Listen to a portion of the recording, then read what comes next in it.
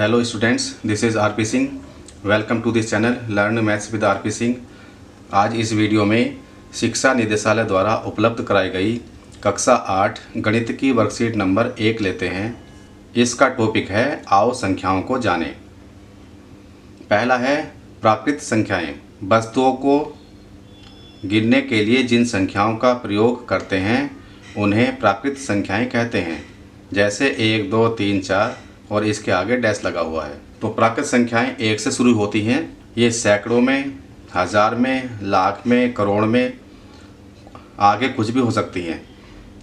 जितनी बड़ी संख्या लेंगे अगर उसमें हम 1 जोड़ देते हैं तो उससे आगे की संख्या आ जाती है। तो इसलिए प्राकृतिक संख्याएं अनगिनत होती हैं और ये 1 से शुरू होते हैं। जैसे कि हम वस्तुओं को गिनते हैं 1, 2, 3, 4, 5, 6, तो प्राकृतिक संख्याएं 1 से शुरू होती हैं।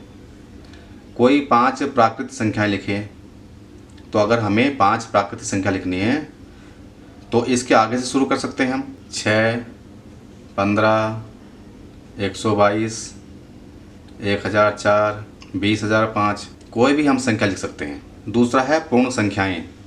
जब हम प्राकृतिक संख्याओं में 0 को मिला देते हैं तो हमें पूर्ण संख्या प्राप्त होती है। जैसे 0, 1, 2, 3, 4। 1 से आगे तक की संख्याएं प्राकृत संख्याएं हैं। इसके आगे हमने 0 इसमें और शामिल कर लिया तो अब ये पूर्ण संख्याएं बन गई। तो यहाँ पर कोई 5 पूर्ण संख्या लिखनी है। जिस तरह से प्राकृत संख्याएं अनगिनत होती हैं उसी प्रकार से पूर्ण संख्याएं भी अनगिनत होती हैं। हमें कोई 5 पूर्ण संख्या लिखनी है तो इसके आगे की संख्याएं लिख सकते हैं हम। 11, 25, 675, 2365, इस तरह से कोई भी संख्या लिख सकते हैं हम। 12,576, ये सभी संख्याएं पूर्ण संख्याएं हैं। इसी के साथ साथ ये सभी संख्याएं प्राकृतिक संख्याएं भी हैं।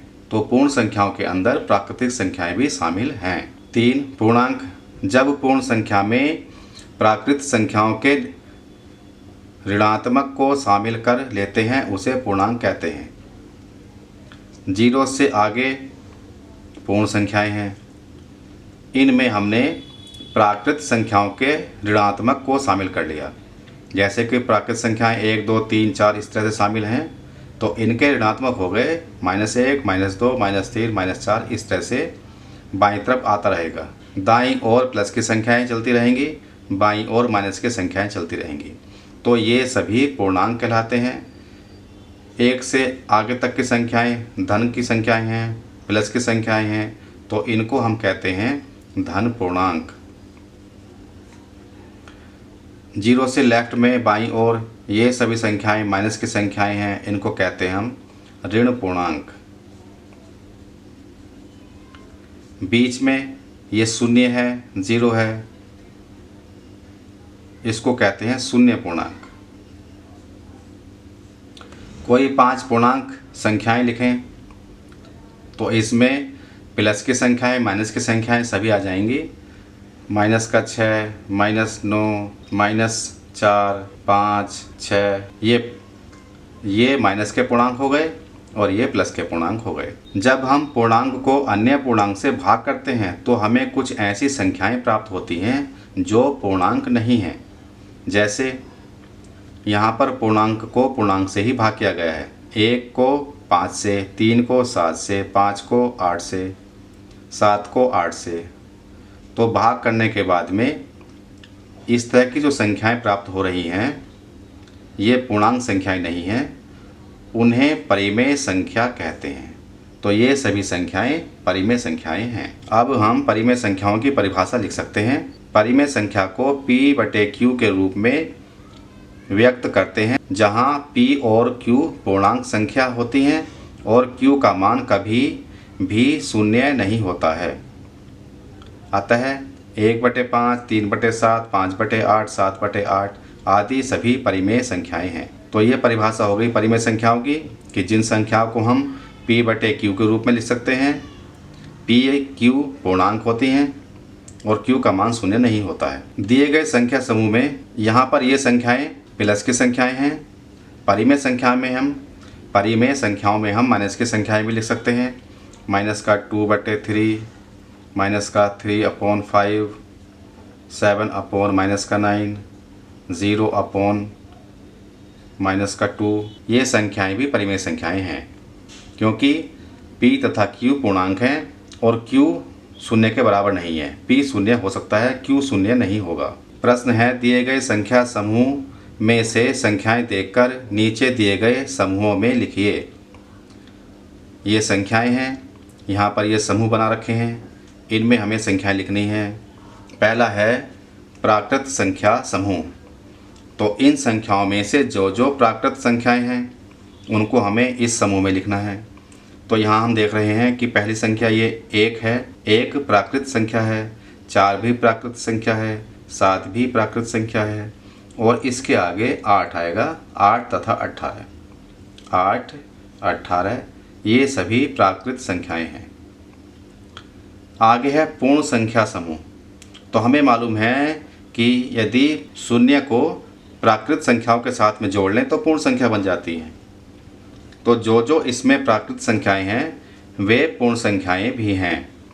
तो 1, 4, 7, 8, 18 ये सभी संख्याएं पूर्ण संख्याएं भी हैं। पूर्णांक संख्या समूह। अब हमें इसमें पूर्णांक संख्या समूह देखना है। पूर्णांक में धन पूर्णांक, ऋण पूर्णांक, शून्य पूर्णांक सभी आते हैं।